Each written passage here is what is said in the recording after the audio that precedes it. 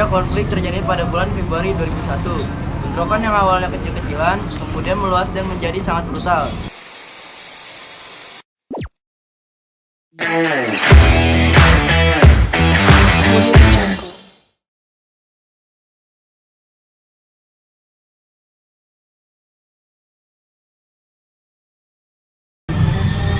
Assalamualaikum warahmatullahi wabarakatuh.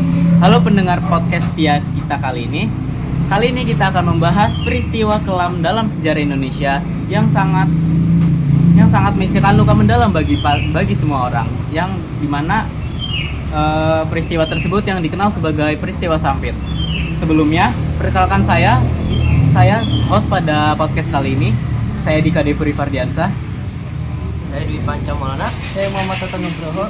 Nah, jadi sebelum kita masuk ke apa itu Sampit, mari kita jelaskan terlebih dahulu apa itu teori sosiologi. Jadi, apa itu sosiologi? Boleh dijawab salah satu dari kalian? Sosiologi adalah ilmu yang mempelajari tentang masyarakat, interaksi sosial, dan struktur sosial. Singkatnya, sosiologi mencoba menjawab pertanyaan mengapa manusia hidup berkelompok, bagaimana mereka berinteraksi, dan apa yang membentuk masyarakat.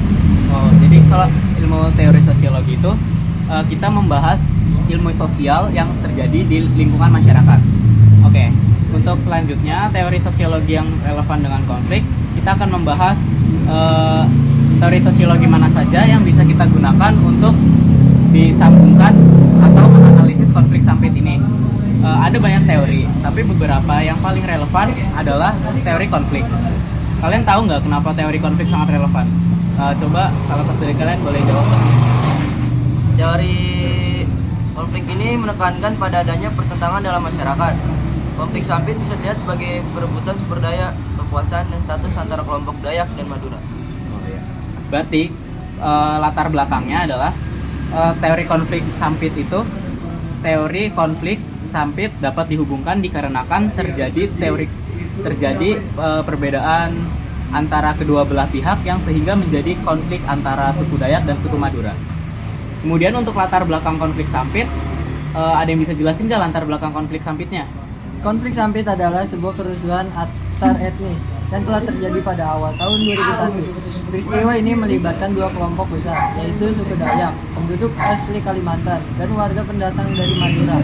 Konflik ini bukan terjadi begitu saja, melainkan merupakan akumulasi dari berbagai masalah yang telah lama mengadap.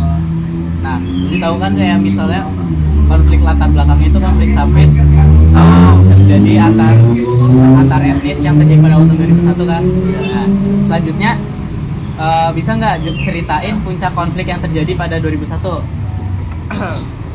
Puncak konflik terjadi pada bulan Februari 2001. Bentrokan yang awalnya kecil-kecilan, kemudian meluas dan menjadi sangat brutal. Kekerasan terjadi di mana-mana, mengakibatkan banyak korban jiwa dan kerugian materi yang sangat besar. Salah satu penyebab utama meluasnya konflik adalah kurangnya tindakan tegas dari aparat keamanan. Selain itu, isu SARA, suku, agama, ras, antar golongan juga ikut diperkeruh oleh pihak-pihak yang tidak bertanggung jawab. Berarti salah satu puncak konfliknya itu bentrokan yang awalnya kecil-kecilan antara suku Dayak dan suku Madura yang tiba-tiba menjadi meluas dan sangat brutal, mengakibatkan banyak korban jiwa dan kerugian materi yang sangat besar antara suku Dayak dan suku Madura tersebut. Salah satu penyebab utamanya tadi kalau tidak salah karena kurangnya tindakan tegas aparat, dan selain itu isu SARA yang sangat tidak bertanggung jawab untuk antara suku Dayak dan suku Maduranya. Jadi gitu kira-kira. Ya. Oke, selanjutnya nih dampak konfliknya kira-kira apa yang terjadi nih antara konflik Sampit di suku Dayak dan suku Madura? Konflik Sampit meninggalkan dampak yang sangat buruk bagi masyarakat Kalimantan Tengah, khususnya di daerah Sampit. Ribuan orang mengungsi, banyak rumah dan bangunan dibakar, serta perekonomian menjadi lumpuh. Nah, jadi itu dampak konflik yang terjadi antara suku Dayak dan suku Madura meninggalkan dampak yang sangat buruk bagi masyarakat, sehingga pada masyarakat di Kalimantan Tengah, terutama di daerah Sampit. Maka dari itu, kenapa nama ini dinamakan teori Sampit? Karena terjadinya di daerah Sampit yang mengakibatkan ribuan orang mengungsi dan beberapa rumah sengaja dibakar, serta perekonomian yang menjadi lumpuh. Selanjutnya, ada nggak upaya penyelesaian dan pelajaran yang kita ambil dari tragedi Sampit ini? Terjadi tragedi Sampit menjadi pelajaran berharga bagi kita semua. Konflik antar etnis tidak akan pernah membawa manfaat bagi siapapun. Kita harus belajar untuk hidup berdampingan secara damai, saling menghormati perbedaan dan membangun persatuan. Oke, berarti upaya penyelesaian supaya tidak terjadi teori Sampit tragedi Sampit lagi. Berarti salah satunya itu kita harus belajar untuk hidup berdampingan dan secara damai, saling menghormati antara perbedaan dan membangun persatuan supaya tidak terjadi konflik-konflik antara teman-teman kita.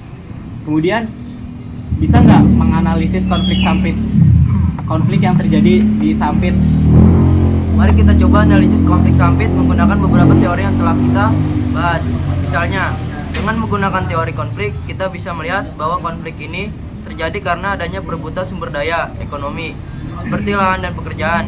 Selain itu, adanya perbedaan status sosial dan budaya juga memperparah konflik. Nah, jadi untuk menganalisis konflik Sampit ini, kita bisa menganalisis beberapa teori. Seperti teori konflik, kita bisa melihat bahwa konflik ini terjadi karena adanya perebutan sumber daya ekonomi. Dan selain itu juga adanya perbedaan status sosial dan budaya yang memperparah konflik antara suku Dayak dan suku Madura ini.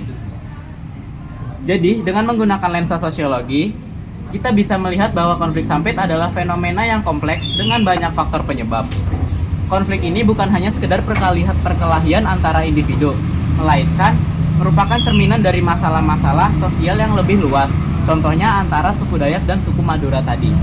Kemudian, semoga podcast ini dapat menambah wawasan kita tentang sosiologi dan penjelasan kita tentang teori konflik, dan terutama kita mengambilnya dari konflik tragedi Sampit,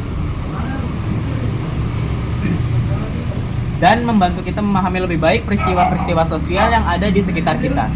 Terima kasih sudah mendengarkan podcast kita kali ini. Bila ada salah katanya, kami mohon maaf, dan terima kasih kepada bintang tamu kita yang sudah hadir. Ya, terima kasih. Sampai jumpa, bertemu lagi di podcast selanjutnya. Dadah.